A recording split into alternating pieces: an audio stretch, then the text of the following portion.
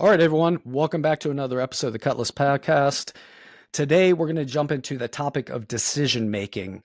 And this episode is going to build on Chapter 7 of the Chief Petty Officer's Guide, which is titled Leading, Mentoring, and Developing Our Reliefs. And it's also going to build on Chapter 5 of the Petty Officer's Guide, which is called Coaching, Mentoring, and Performance Feedback. So before we jump into this, I want you to think of how many decisions you've made today since you've woken up. What to wear, what and how much to eat, when you're going to leave home, which way to drive to work, and how fast you're going to do that. So all that just happened just getting to work, and just think of the decisions that are probably still yet to come in your day. And I think we all know and we've seen that poor decisional making can impact your personal health, your personal safety, your personal happiness, and all those things of the people around you. It can definitely impact your family as well. And poor organizational decision making can lead to inefficient allocation of resources, which will lead to reduced efficiency and productivity, decreased morale if employees perceive that their manager's decisions are unfair or incorrect, and it can definitely decrease confidence and job satisfaction. So I think it's learning to be a good decision maker is key at any level for any leader, and it changes as you move up in organizations. So joining me today is Master Gunnery Sergeant Scott Stalker. Scott became the Command Senior Enlisted Leader of United States Space Command in August of 2020. He's a native of Lebanon, New Hampshire, and he enlisted in the Navy and earned the title of Marine way back in January of 1993. As a Command Senior Enlisted Leader, he served for the Defense Intelligence Agency, United States Cyber Command, and the National Security Agency. He's gone through a ton of service schools. I'm not going to cover all of those. He has earned a Bachelor's of Arts in Intelligence Studies from American Military University. He has a leadership certificate from Harvard Kennedy School of Government and a Master's of Science in Cybersecurity from American Public University. I've had the pleasure to serve with him on active duty. We have done podcasts before when I worked at the U.S. Naval Institute on the Proceedings podcast. And we do continue to remain in touch, right? We've seen each other out and about at conferences, and I definitely follow him on his social media.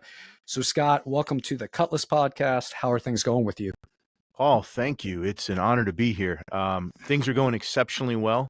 You and I were talking before we started. You know, I've got a plan now in terms of my future, and so retirement is coming up soon, and I'll soon be just like you on the other side, supporting our service members. You know, when you called me, I don't know if you realize this, but when you called me and asked me to do this podcast a few months ago, I was leaving Fort Carson, and I had just visited the Intrepid Spirit place, and I had been diagnosed with moderate traumatic brain injury, moderate TBI. And so it was just so odd to literally get a phone call from you right after that to say, hey, let's have a conversation about decision, as I realized and learned that some of the decisions I've made may have actually been challenged due to some injuries I've sustained in combat. So I'm really looking forward to this conversation, because decision making to me is the ultimate key to leadership. It shows good judgment and everything you preface this conversation with. So let's get after this. This is going to be a fun time and quite frankly, a really good conversation. I think so. And like we were talking about, it sounds very simple, right? And I always start with the Right. words that matter, like decisions. Oh, we make decisions. We do it so often, I think we take it for granted. And a key part of the Cutlass Podcast and the way, frankly, I wrote the Chief Petty Officers and Petty Officers Guide were these tools of self-reflection. Stop, pause, think about something that you're probably taking for granted. And I think decision making is one of those. So I'm going to start out with a definition. So I looked it up, and a decision is defined as a conclusion or resolution reached after consideration, or the action or process of deciding something, or of resolving a question. So that sounds pretty straightforward. But I want to know, what comes to mind when Scott thinks of decision making? I think, quite frankly, it's in my lane as a Marine, where I'm at today, it's likely the most important element of combat. To decide to act, what action to take or not act, possibly to gather more intelligence. So do you survey the adversary longer, or you decide to take action? These are critical steps. Normally it comes from experience, and that experience could be both good and bad. Certainly, you know, you stub your toe enough time, you've decided, hey, maybe I should put shoes on or pick my foot up a little easier. That's a simple piece of it. It comes from education, what we learned in school, and from others, and also history. And this equals wisdom, and wisdom allows us to make the most intelligent decision based on the knowledge we have at the time. So let me bring it to the space domain where we're at here at Space Command, because in the space domain, this is critical. This is why space domain awareness is a high priority for General Dickinson, the commander here, and he may need to make a decision in space sometime. The more information he has about that domain, the better decisions he can make. Hopefully, the decision is ethical, and it's with integrity in the best interest of the organization, not just self-serving the individual. Let me use my favorite movie as an analogy, because in the military, we make all the decisions we need, but in combat, they have huge ramifications. And this is why our PME, our training, and our exercises must be tough and realistic. So in Braveheart, there was a scene where he came back, William Wallace came back and spent some time there, and they were celebrating and partying. And he had grown up as a young man. He had been educated by his uncle Argyle, and he learned to use his brain before he used his weapon. And so there was a rock throwing contest. And Seamus, his buddy, was this big guy throwing big rocks. And Wallace said, well, that's great. You can do that in training, but can you do that when it matters, as it matters in battle? And he said, I'm going to stand over here, see if you can hit me. And Seamus threw the rock and he missed him. And then Wallace took a small pebble and he hit him right in the head. And so we can make all the decisions we want, but if they don't relate, at least in combat, to the right decision at the right time, then we've got to look back to the left and say, hey, was our training, was our exercises, was our PME as good as it could be, so that our shipmates, so that our Marines, all of our teammates out there are making the best decisions possible. And that comes from wisdom. Wisdom comes from all of the things we just talked about. Got it. Yeah, that's awesome insight. And so I find myself going back. I'm a proponent of paleo nutrition and taking everything and putting it back in a hunter-gatherer primitive kind of thing, right? So that's where I look at kind of the brain piece that supports all this, because the things you talked about of being in space were definitely heavily evolved since the days of hunter-gatherer. But we do have a primitive side to our brain, right? There is biochemistry to this. There is brain science. But as you know, if you go to the primal part of our brain, it's very similar to many of the other animals in the animal kingdom, right? It's all instinctual based, right? I need to eat, I need to sleep, I need to fight or run, I need to reproduce, right? Those kind of things. But over time, as humans evolved and the challenges that came to them and as they came together, societal, this kind of modern brain evolved, right? This prefrontal cortex. So there's this calculation of risk versus reward, right?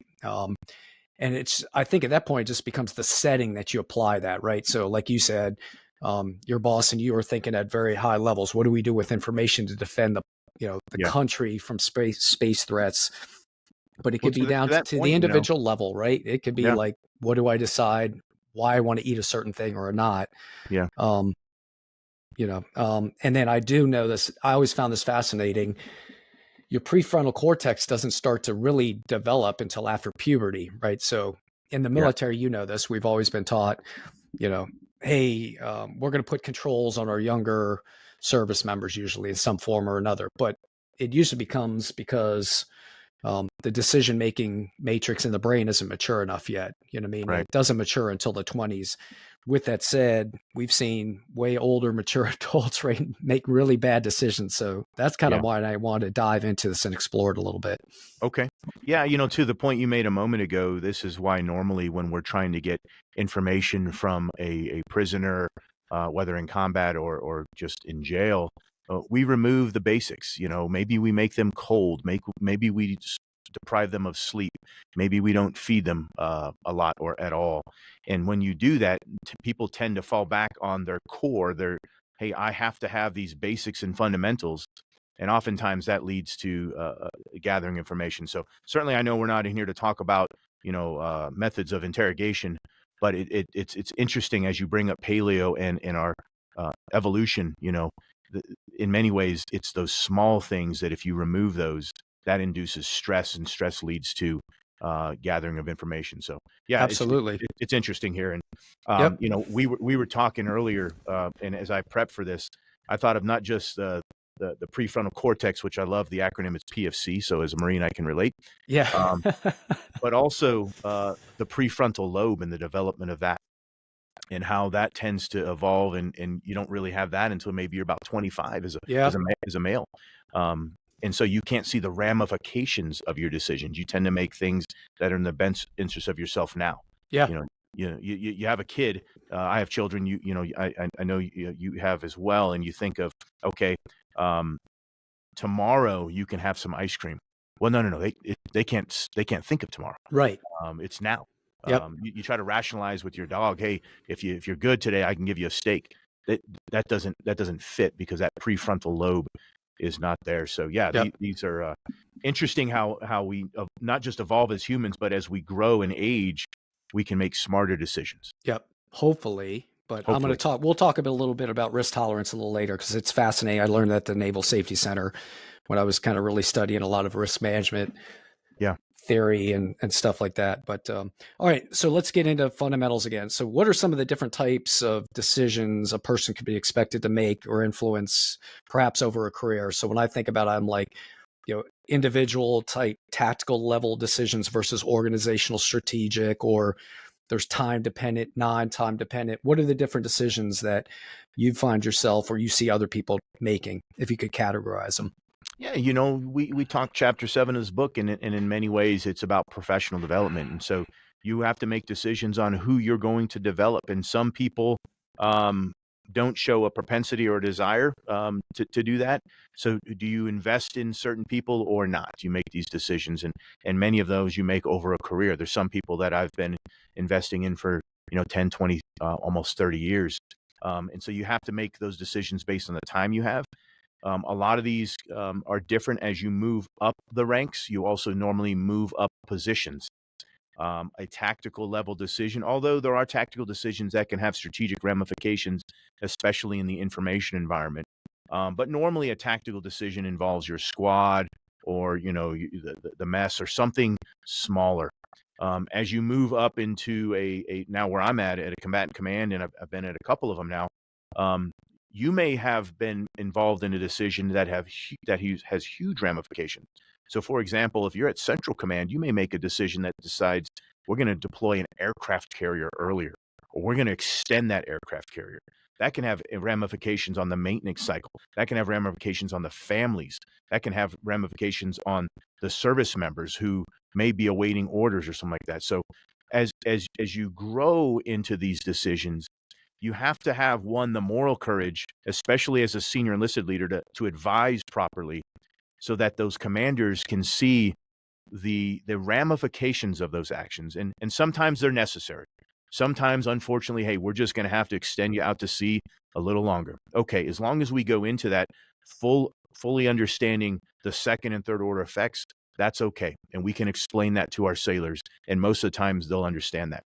But when you don't have the moral courage to stand up as a senior enlisted leader and say, hey, if we deploy that battalion 6 months early, now that regiment is one battalion short, and now that division has to make decisions, and this is going to lead to the second and third order effects. This is why experience is important. This is why we don't have second lieutenants and ensigns leading at combatant commands level. Nothing wrong with those officers, but certainly the same thing with PFCs and junior enlisted of all ranks. The experience is necessary for all of this. And so I think back to your question here, it is really, really important that wisdom, the integrity of the decision, and thinking through at the highest level those second, third order effects.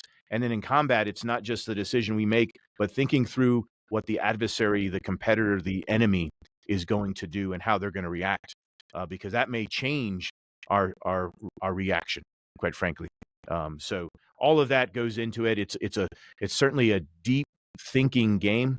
Warfighting requires at the highest level really, really knowledgeable, patient people that are thinking through the process and making the best decision, not just for the individual, but again for maybe for the nation. Absolutely. Yeah, so I kind of frame it out like the who, what, when, where, why. You know Yeah, what I mean? As far as how the things change. So, and like I said, when I look at a young petty officer or a young service member, they're going to be more involved in kind of what we would call tactical, right? Day-to-day decision making, simple, routine things, not a yeah, lot of complexity. Um, doesn't mean it can't have a lot of risk. There's a lot of things I did as a young sailor that definitely could kill me, right? So it doesn't mean that the outcomes are less, but they're more routine. yeah, Usually junior managers or individuals are making those decisions. And the why is really just kind of getting things done day to day. And then as you Right. move up, the timelines, the when changes and becomes usually more spaced out. And not again to say that as you move up, there aren't time critical decisions, because I know you've had to make them, your boss has had to make them. Someone launches a major attack on this country. Yeah. Strategic level leaders are making short term decisions. Yeah. Um, and then the what, right? As you move up in this, the kind of strategic levels of decision making, they become definitely more complex, like you said, right? There's more factors, there's more risk, there's more people involved. And so this is kind of just one of the big things I wanted out of this podcast was an understanding of, particularly for mid-grade officers and senior enlisted, right? Like, hey, the decision making you made, at the deck plate level, we would call in the Navy, right? Or at the Yep. tactical level, like that's going to change as you move it up. And there's a reason, and how you're involved in those things changes as you move up. Um, I, Yeah, and hopefully you learn through those, right? I mean, yep. you and I have both been at sea. I've done several deployments at sea, and certainly the wisdom and experience I had then is not where it is today. But I think back to that, and in this domain of space, I think back to, hey, this is why I bring urgency to Space Command, because I need those ships at sea to have the space capabilities that they need when they need them. I need those commanders to have the intelligence they need so that they can make intelligent decisions. We can protect their decision space. So I think going through those struggles, sleeping in a 110 Marine person snake pit, and 5 bunks high, and going through all of those challenges, maybe at the time wasn't something I overwhelmingly enjoyed, but I'm so grateful for that experience that has led to a C-cell here at Space Command now, who can look my boss in the eye and say, hey, we can't short this exercise.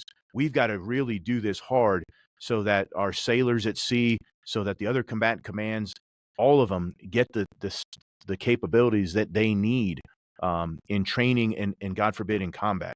So I just think, there's beauty in the struggles we go through as junior shipmates, Marines, you name it, because it leads to a wiser and a better advisor more often than not, in my opinion. Yeah, I agree. And I think there's this kind of little bit off script per se, but I think it's an important point to make. So I think there might be an attitude or belief system in the senior enlisted ranks, at least, Navy, that, hey, I'm a deck plate leader, right? My heart, I just sailors all day, without a realization. Oh, as you step up and move into like a departmental position or a command level position, or a position on a flag or general staff, the organization expects different things from you at that point, right? So, Yeah. and to your point, you'll never forget that experience of being on the deck plate. I Right. will never forget what it's like to be Yeah. on a 6-month deployment, standing 6 and 6 watch. Yeah. I won't ever forget what it feels like to be put on liberty restrictions, right? And Yeah. those kind of day-to-day tactical experiences, those are always, I think, in your heart. But at the same time, you're not doing yourself or the organization any good if you don't learn to, number one, gain more knowledge, or take that experience and bring it up into the higher decision level. That's what they're paying Scott for at this point, right? He's not looking for, some of that is get pulled up, but they're expecting more, I would think, at this point. Oh, absolutely. Yeah. Yeah. I am not here to do uniform inspections. I'm not here to make sure that all the trash outside is picked up. Certainly, those things are important. I get it. But if they bring in someone who's been in 30 years, let's take for example the two shipmates that we have that are combatant command CSOLs, both at Indo-PACOM and CENTCOM, kind of important COCOMs if you think about it. Yeah. Both individuals greater than 30 years, a lot of soft experience, but advising their commander on things that are so critical in competition and conflict, certainly in Central Command, always always something on fire, if you will. And then in Indo-PACOM, our pacing challenge out there with China, those individuals that are leading both shipmates that we know are advising their commanders at the strategic level, and they're thinking of what competitors and adversaries are going to do based on those reactions. It comes from a lot of deck plate leadership, but at this point, they're thinking much greater than that. They're thinking about the allies they have in the nation, whether that's an Australia or a Saudi Arabia, you name it, the partners there. And they're thinking of how they can use all of the tools, all of the experience, the entirety of the joint force to reach and achieve a desired outcome. And that may mean the Navy isn't even a part of the equation in some occasions. It could be, hey, we need an Army brigade combat team to do this, or we Right. need air support, or whatever the case may be. And again, that just comes through years and years of experience. I think it comes from critical relationships too. And how, I mean, I had the Indo-PACOM CSEL last night give me a call. We were talking about some things. Hmm. We have that relationship. Yep. You and I have that relationship. And so it's more than just the experience. It's also, hey, I don't know the answer to this, but I can call the Australian CSEL and have a conversation with him or her. Yep. And so all of that is critical. And that's why, yeah, deck plate leadership is important. You're right. I reflect on it a lot. I miss those days in many ways. But I miss them in some ways because sometimes is much more simpler. Yeah. Same thing when I was deployed in Iraq. That's all I had to worry about was that deployment. Yes, it was combat. It was dangerous. But that was really all I had to focus on. When you get up to the higher level, a lot more stress involved because those decisions you make or the advice you give to a decision maker can lead to much broader ramifications. Yeah, I think that's a great point. Because as complexity increases as you move up, right, more people are in the decision making, and it can be very frustrating, right? You get up at the high level and you think like, hey, I'm the senior enlisted leader. My boss is this 4-star. Yeah. Well, by the way, did you realize there's a policy level, right? There's a Right. Department of Defense, there's a Department of the Navy, there's secretaries, undersecretaries, and their staffs. Oh, they got to say. Yeah. There's a political level, right? There's the SAS, the HAS, there's Congress, right? They have a say. State Department. Yeah. State Department, right? Yeah. So it's like Right. when you get up there and you real quickly realize like, ugh, why is this what we perceive as something that could be so simple, so complicated? It does. There were many days on active duty. I was like, sometimes it's just rewarding to be able to make a decision that has a immediate outcome. I could walk away from work that day. But that's part of the nature of what goes with these positions as you move up in the organization. Right. Right. All right. So steps of decision making. So I think we've all done some kind of, at this point, if you're listening, active duty or not, you've been exposed to some kind of framework of risk management. I think all decisions really come down to some form of risk management. Like I mentioned, it's that primal brain calculating with a modern brain, risk versus reward.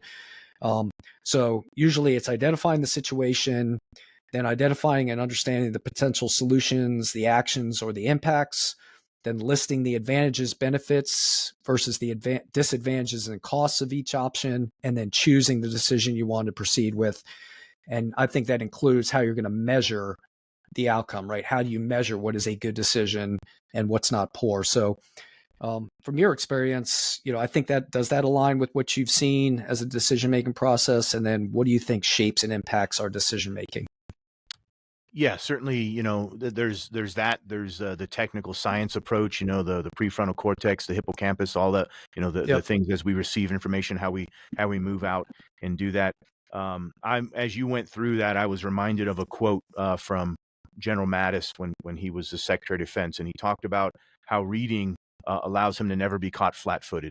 So most of the things that we find ourselves facing today, in some manner, have happened before. And so through reading, through studying, through learning more and more, we can then think of how others have gone through those challenges and then decisions they made to allow them to be successful. That's kind of that, as you talked about that question, that's immediate what I thought about. Is there's so much knowledge out there. I talk all the time that, hey, those history books aren't going to read themselves. Right. And studying and preparing. Paul, I'll go back to it. I know it's simple to say, but this is why I think it's critical for us to in our PME to make sure that we're not just studying our service stuff, but we're expanding, especially as we go up the rank, understanding the joint force, understanding everything you talked about, the Yeah. State Department, the secretaries, all those elements of government that are there, the 5 warfighting domains, air, land, sea, space, and cyber, and how it impacts maybe maritime domains, how the maritime domain impacts the joint force. All of it is critical. But if we find ourselves myopically focused on our single thing and only on our little element of it, I think you're going to be challenged as a leader as you grow up because you haven't experienced other things and see how the tactical actions you have have strategic effects. What I mean by that. So let's think about in the last 50 years, one of the greatest revolutions that we've had in the world, and it wasn't combat, it wasn't conflict, it was a Tunisian street vendor who lit himself on fire. So that tactical action, normally before the information environment existed, that would have been a local event. But because that Tunisian street vendor lit himself on fire and it was captured by the information environment, it had strategic ramifications known as the Arab Spring, Yep. leading to the toppling of many governments. So we have to be wise in this information environment today. You know, if a sailor posts something that probably wouldn't be very smart to do, that could get entire chain of command in trouble. And that's just a small little bit. And so it's really changed the game. Whether we talk about social media, the internet, or any of the things that are out there, but the tactical actions, our sailors, our Marines, our joint force, they have to be mindful of this, of how that small action they take could maybe now the Secretary of Defense talking to members of Congress about it because, hey, why did that happen? And I won't go through many of the current examples, but they're out there, and Yeah. you know what I'm talking about.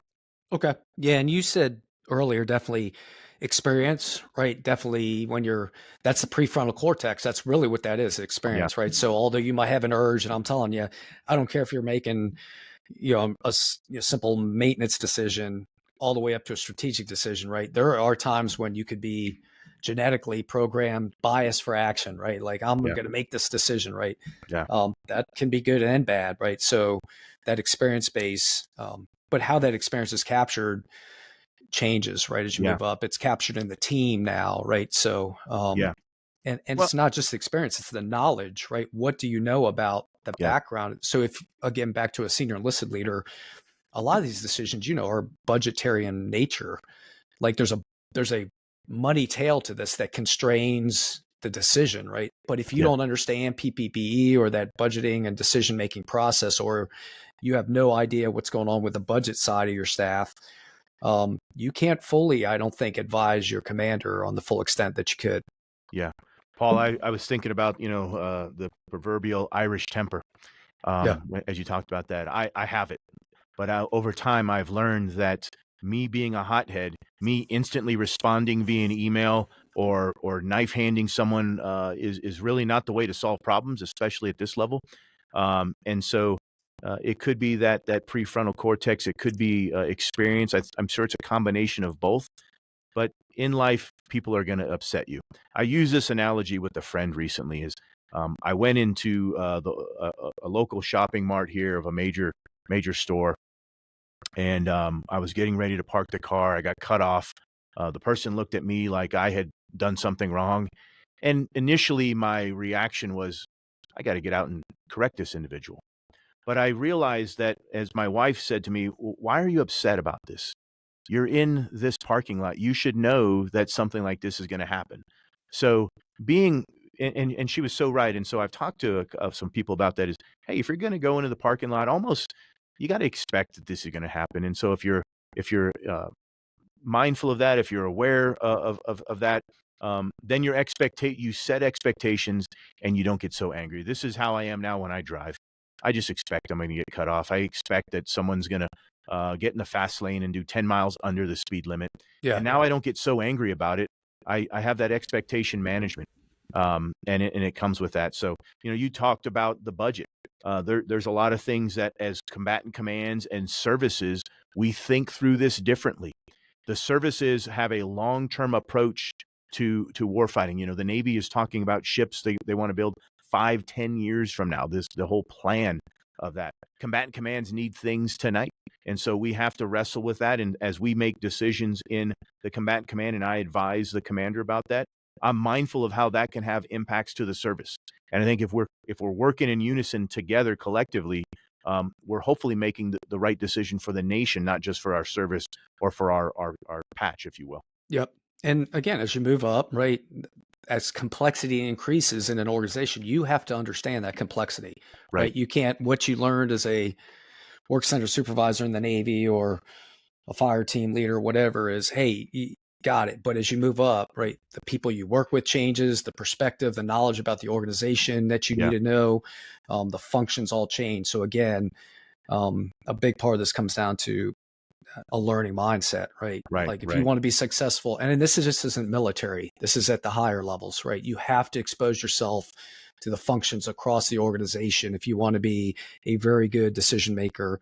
And I would offer when people hire senior executives and CEOs, they're looking at their decision making capability. Yes. You The know, judgment, yep, your record of performance is usually a record of intelligent decisions you made. That's judgment. And yep, do you have the judgment? And that's how we promote, right? We don't just promote you because, hey, I need a chief petty officer. We promote you because you have shown in the past a propensity to do good things, to make yep, the right judgment calls, and now you're going to be a great chief petty officer or a senior chief or a master, whatever the case may be. It usually comes down to you have the propensity to do well. You've made intelligent decisions. Um, hopefully, you're a good shipmate too, and yep, and then we're going to promote you. So it all is tied into this conversation we're talking about today. yeah. Your competence and your character are evaluated, right? So your Absolutely. job competence, but they're also looking at, hey, are they going to make good decisions as a person as well, ethically and Yes. things like that. So, Right. so I mentioned measuring decisions. How do you measure a good decision or a poor decision? Yeah. We had an event recently, a fairly large event that happened. And as we went down in our after action report, I talked about measurements of effectiveness and measurements of performance. And so individuals collectively uh, performed well, but how do we tie it back to effectiveness? And so that gets back to when you're making these decisions, um, what are your desired outcomes? First and foremost, as you're getting ready to have a symposium, a conference, what is your desired outcome? Thinking about that first, and then in reverse, now talking about the people you need, the talent you need, the resources you need, the tools that you need in order to do that. And if you're going to have a measurement of effectiveness, you have to know first and foremost, what outcome are you trying to achieve? Because otherwise, I can have a lot of measurements of performance. Individuals collectively went in and did well, but did they move the needle in the right direction? Did they achieve the desired outcome? Yeah, You think about this in the challenging world we have today with recruiting. Okay, so we're trying to recruit young men and women to join the Navy, to join the Marine Corps, whatever. Um, well, where are those individuals at? What I mean by that is, you and I grew up. We probably watched some television. We watched the Super Bowl. We watched that for the commercials. In today's society, more folks are watching social media, whether that's TikTok or YouTube or other places. And so when we make intelligent decisions with recruiting, we need to make those based on where our people are at today, where the people that are or we're trying to reach out to. And I think about this a lot, whether we're making intelligent decisions with recruiting, and if we're reaching out via the right method and tools, where those people are at. Again, knowing our desired outcome is to bring talent in, we're going to have to go where that talent is. And more often than not, they're not. I know my daughters, they despise commercials. They're instantly yeah. swiping to the next thing on YouTube or whatever, and moving on. We've got to find out, how do we reach that group of individuals making intelligent decisions, trying to achieve those desired outcomes. Okay. Yeah, I think it's a balance of, yeah, your goals are achieved, your objectives, right? You Yeah, know what you want, but I think at the same time you avoid these costs and negative outcomes, right? And they yeah, may not just be physical, they could be emotional. So you can achieve your goal and trample your team, right? So is that a good decision, right? So I might in my pursuit, I might make a decision that really has to put my people in a bad place, right? I'll meet my objectives. Um, yeah. but on the other end, you could make a decision to kind of favor the people side more and at the suffering of meeting the objective. So there's balance in that as well. But Right, again, experience, and when you're making those kind of decisions, I think you have a team that's involved with you helping. That's why we have boards and staffs and all that stuff. It's not just people to do things, it's people to help senior leaders decide. right. All right. So one area I learned about when I was a command master chief of the Naval Safety Center, like I said, I started to really read about guys like Jan Breezen and theorists in risk management. So this concept of risk tolerance and then normalized deviance came up, right? And I really wrote about that. And that the normalized deviance and risk tolerance actually underwrote the first article I wrote about nuclear power cheating, right? So, and not making excuses for people who decided to take confidential material, exam material, take it home and stuff. But I wanted to argue that, hey, there's a human factors element to this, and there's pressure by an organization. So, and the fact and learning the fact that although hazards and costs can be identified and their impacts are understood, people can still, there's a series of factors, 10 of them, that can impact your decision making and your propensity to maybe not make a good quote unquote decision. So these are things like overestimation of capability by younger people, right? Not as much experience, but they think they can, and overestimation of experience by older people, right? So getting complacent, familiarity with the task resulting in complacency, underestimating the seriousness of the outcome, personal experience with an outcome. So if I've personally had something happen to me and I've had a personal outcome, I'm definitely going to mitigate that risk more than if I've just heard about it or seen it. Overconfidence in your equipment or your personal protective equipment, the potential for profit or gain, right? And that could be money, emotional or physical gain, right? There's something that can make you lower your risk tolerance and do things, and we've seen that, I think, in bad ethical leader decision making. And then also role models accepting risk in front of their people, right? So now you model that it's okay to do this. So Yeah.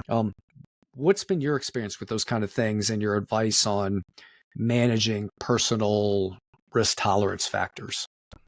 Yeah. Paul, it's I immediately thought back to a significant event in our history, and that of the Space Shuttle Columbia disaster. When you talked about the normalized deviance of behavior, that entire event took place because one, as you read through the after action report, there was certainly a high amount of pressure to perform. Yep.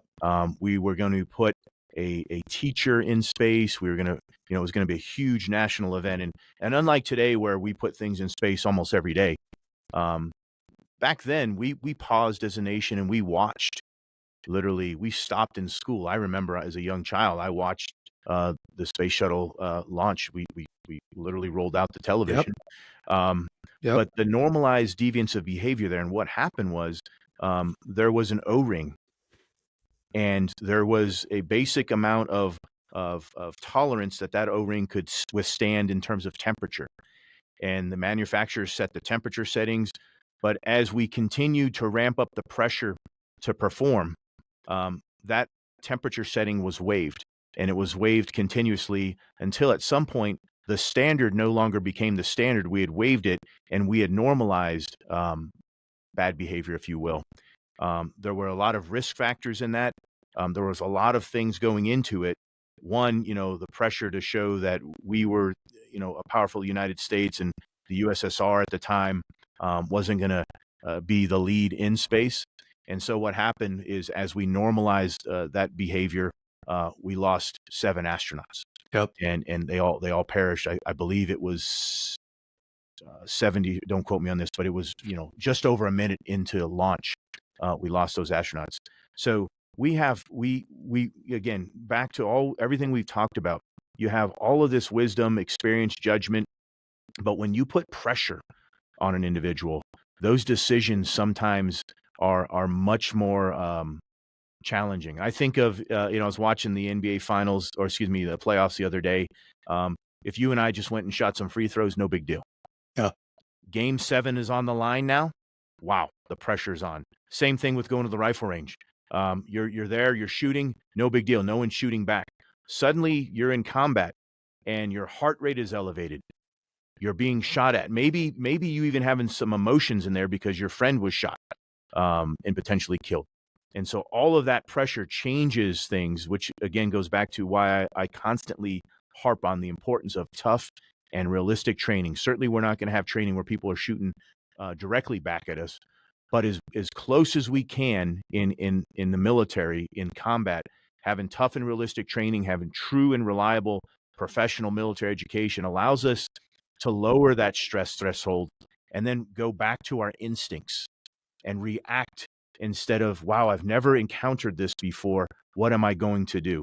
All of that's incredibly important. We have history to fall back on, as I talked about with NASA, and then also as leaders, how do we impart that tough and realistic training on our troops and on ourselves? Because we Yeah, should be leading ourselves first.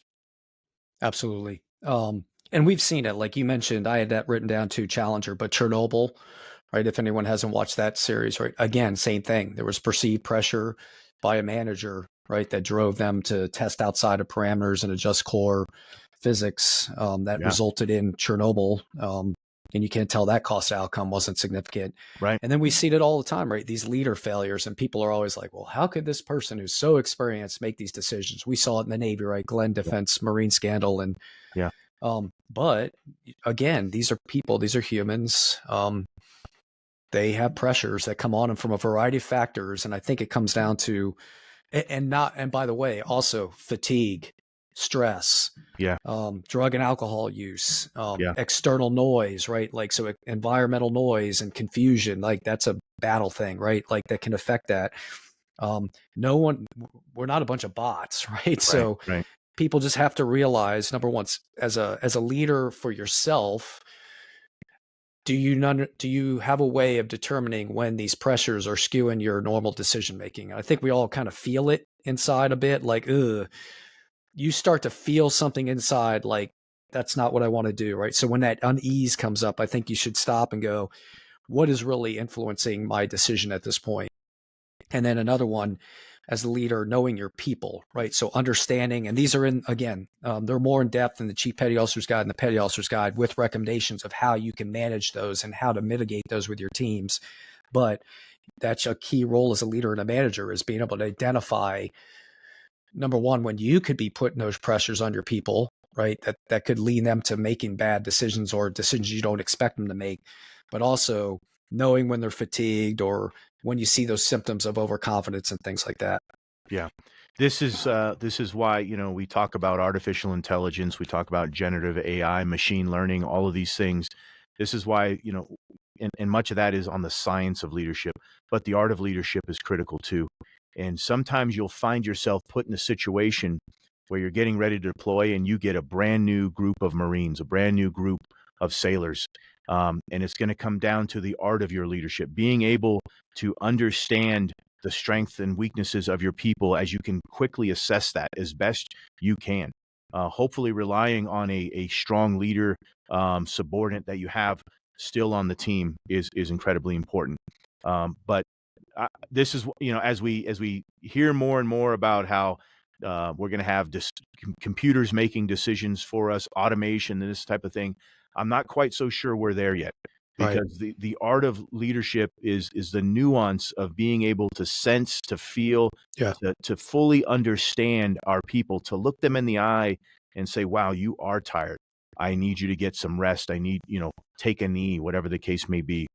And then one of the things that I try to do as best I can for both myself and the leaders that I advise is to protect that decision space as best I can.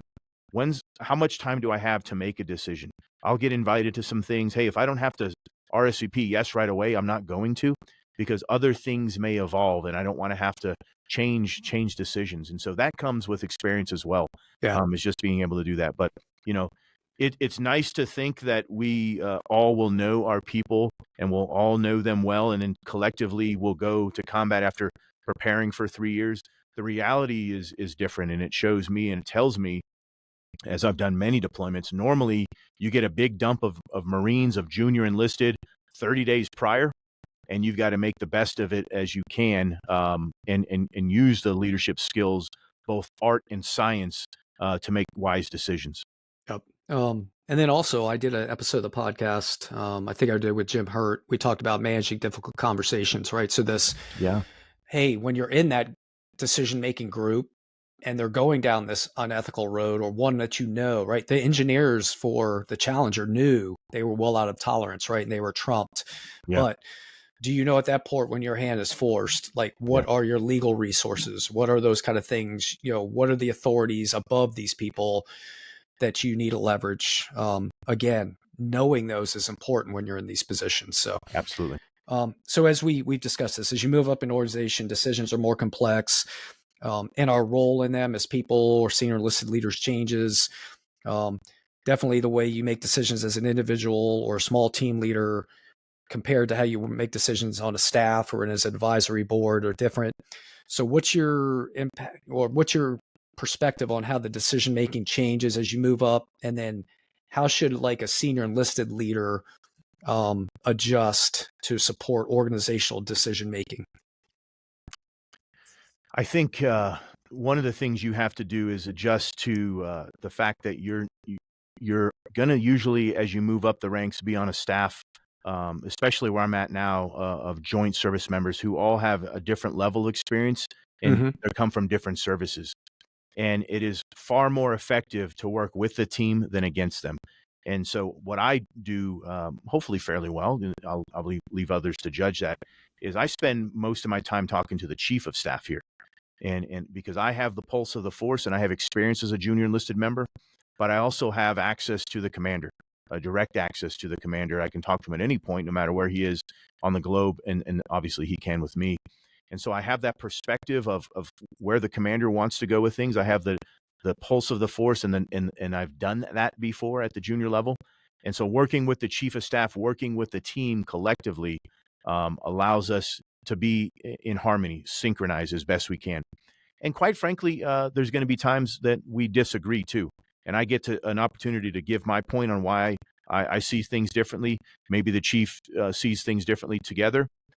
Normally, it's a professional disagreement. It always is a professional Yeah. disagreement. And then we'll bring that to the boss and say, "Here's my perspective. Here's his. Let's give him all the information, protect his decision space as best we can, and then collectively make a decision." The professional then leaves the room and supports that decision as long as it's ethical and moral. And the professional doesn't say, "Well, they didn't support what I thought, then I'm not going to support this." And that's not how, as a military and as an organization, we have to be. There's going to be times when your commander disagrees with you. It's rarely because they don't like you. It's almost never because they don't like you. It's because they may have more information, they have greater perspective, they have guidance from the top down that you may not have access to. But as an SEL, as you move up the ranks, really working with the chief of staff, with the staff members, whether they're department heads, what we have here we call JDIRs, joint directorates, and collectively gathering both the pulse of the force and really making sure everyone understands the commander's intent and desired outcome is going to lead you more often than not to success. Okay. And I think a big part of it, and this is part of joint PME, right? When we Yeah, went to Keystone, right? Understanding how decisions are made on a staff, right? So that you can't influence and advise a decision if you don't even know how it's made and the right. process. It's not like time dependent. Usually there's several layers to it. There's pre-decision briefs, there's decision briefs, but also who are the influencers in the decision maker, right? Yes. Um, I think that's a big difference at the tactical versus strategic level, right? So when we were tactical level leaders, right? Hey, I knew I had the ear of my boss, my commanding officer, my 06, 05, and I could Yeah. just walk in. Not that he didn't consider other things, but my ability to kind of gauge what was going on in the organization was easier. And he took that a lot more. As I moved up, you're working like with SESs, right? These are Yeah. flag officer equivalent civilians, right? You're working Yeah. potentially with, secretary staffs for Department of whatever service or Department of Defense. So a lot of people are in there in this decision space. So if you think you're just going to roll in the boss's office and quote unquote jump up and down on the table, that doesn't work, right? No. So learning who key other decision makers are and using coalition tactics when I go into influence tactics, like, hey, we Yeah. agree, and or maybe helping strengthen their argument right towards something. It is very complex. We don't have time to go into that specifically, but again, it's an area that as a developing senior enlisted leader or mid-grade officer, start talking to people who have been on staffs. You're going to probably end up on one at some point in some capacity. You just need to understand how that thing works. So, Paul, you said we don't have a lot of time to go into that. I'll just use one word to summarize that, and that is okay. trust. You have to have trust. Yeah. If you've developed trust with your SCSs, your civilian leadership, your officers, the chief's mess, whatever, develop that trust. They'll realize that you're not doing this in order to be self-serving. It's Yep. it's it's to better the organization.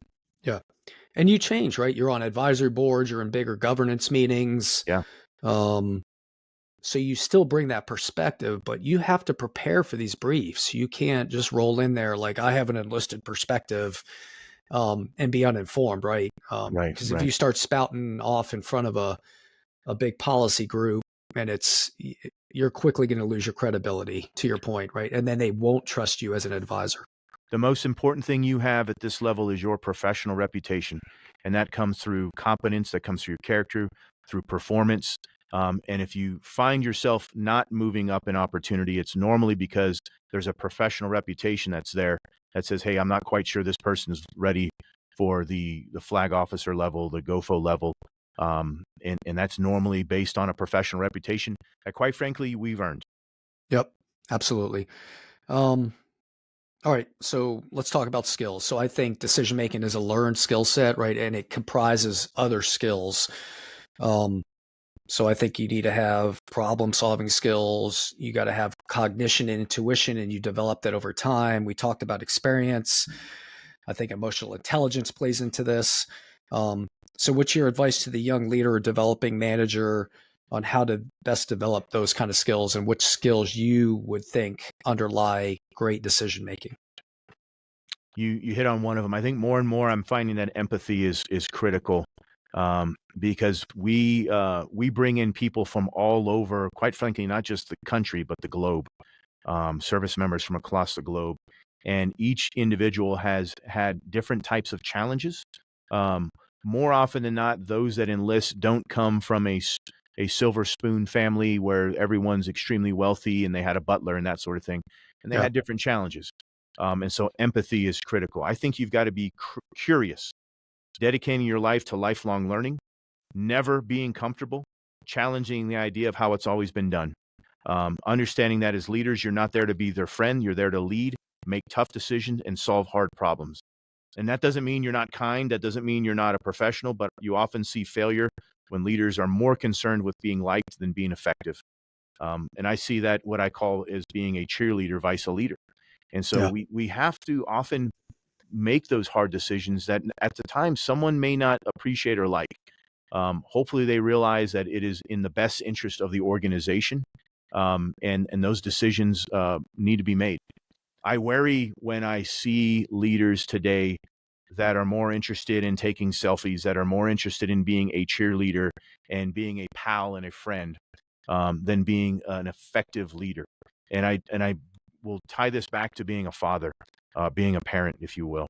I've told my young children all the time, "Hey, we're not friends. I'll be friendly with you, but I've got to set them up for success because I won't be here for the entirety of their life, and I've got to make sure they're independent, they're intelligent, they make wise decisions. They learn from the bumps and bruises along the way, and then they grow from that. It's the same thing whether you're a parent or a senior enlisted leader, a commander, is having that empathy, um, but also then being an effective leader, not trying to be always everyone's buddy or their bro. Okay. Um, all right. Last one, and then we'll wrap here. Sure.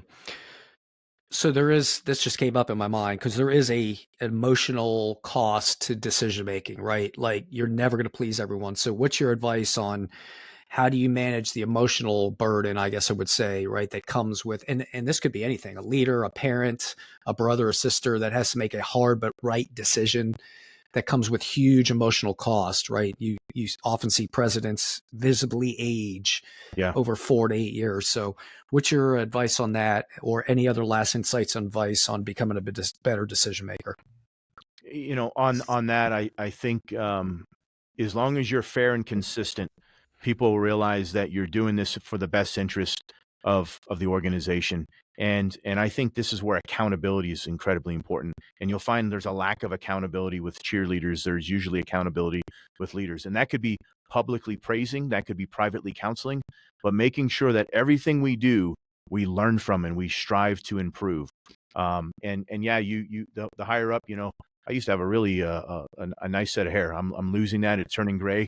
Hey, this is comes with challenges. And It still Paul, I looks know. pretty good. You can come to this side with the bald Yeah, head. I know. I knew you were going to say that. My last bit of advice to anyone listening today is I recommend if you're pursuing a career in the military, to seek challenges. I tell people all the time, if you get the option to select an assignment, take the one you think is the hardest, maybe one you don't think you can do or don't believe you're qualified for, and seek out that challenge. You're going to grow, you're going to gain more experience, wisdom, you're going to make hard choices, but you'll become a better leader. And we need leaders at the highest level, not just with book knowledge, but with a diverse set of assignments that can be challenged. So when there's only a few people in the room deciding, you have the judgment and the wisdom to make that right decision. Resources, I would recommend people certainly listen to the podcast. Listen to the podcast and the conversations you have had, Paul. You've put out a tremendous amount of content to the entirety of Joint Force, to the entire globe. I'd recommend people listen to what you have to share. You've shared a lot. I think it should include listening to ideas and concepts and opinions that you may not agree with, so you don't get tunnel vision, right? If Yeah. you're always watching the same news channel that gives you the same opinion that you always agree with, quite frankly, what's the point of that? Challenge yourself with different concepts, different ideas. I would say the greater your options are, the more you're going to learn, which will help you decide and act when you need to. History is a great guide, like I talked about, but those books are not going to read themselves. And so it's just really constantly being curious. Let me use one final analogy, Paul. For about 7 or 8 years ago, I was really heavily involved in competitive powerlifting. And the only way I could grow and get better and put up bigger numbers is each time I went in, I had a goal and I tried to achieve 1 pound more, a half Mm-hmm. pound more. And as I put on more resistance and I made it harder and harder, I found that I grew stronger and stronger and I was able to put up bigger numbers. It's the same thing in leadership. If you put yourself in challenging assignments, if you put yourself in situations where there's going to be pressure on you, it will be hard. But that hard will come with making you a better leader and a better product. Whereas if you only stick in your comfort zone for a 20-year career or a 30-year career, you're really not going to have that wider base of knowledge, and it's going to be hard to advise at the GOFO and the flag officer level. Awesome. All right. Well, I think that's a great way to wrap it up. So my guest today has been Master Gunnery Sergeant and soon to be civilian, Scott Stalker. Yes. So Scott, as always, it's great seeing you. Thanks for taking your time out of what I know is a very busy schedule. I see you traveling, you're out and about. I love your LinkedIn stuff, so keep that stuff coming in as well. And thanks for sharing your insights and experiences with us. Thank you very much, Paul. Appreciate it. All right. All right, everyone. Thanks again for listening to another episode of the Cutlass Podcast. So I think today some questions for reflection for you to take and think about. Number one, I would ask myself, what is my decision-making style and how can I improve it? Am I impulsive? Am I deliberate? Am I overly cautious? Do I, work with my team to make team decisions, or do I take it alone, right? Think through those and think about how you can improve it. And hopefully we've offered some insight on helping you do that. What lessons have you learned from the last good decision you made and the last poor decision you made? And what did you take away from those to continue or strengthen yourself as a good decision maker or overcome some of the weaknesses you may have? And then finally, I would ask myself, what decision-making skills do I need to develop and improve my decision-making? And what resources are available to help me do those things? As always, I'm Paul Kingsbury. Work hard to keep your leadership cutlass sharp. Reflect and improve, and take what you learn to become a sturdy, versatile, and credible leader who makes a positive difference.